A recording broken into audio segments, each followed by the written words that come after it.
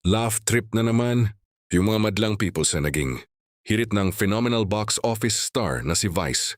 Ganda sa isang episode ng It's Showtime kung saan nauwi sa matinding biruan ang usapan nila nina Jong Hilario at Vong Navarro.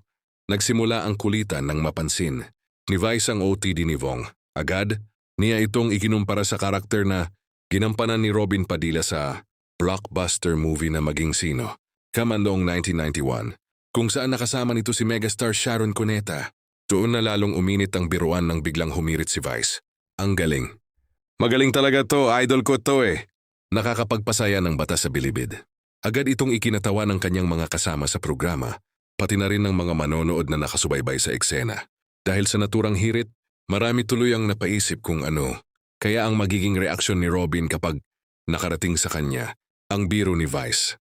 Posible kayang magkaroon din ng nakakatawang resback mula sa senador, pero hindi naman bago ang ganitong klase ng biruan sa pagitan ni Vice at Robin.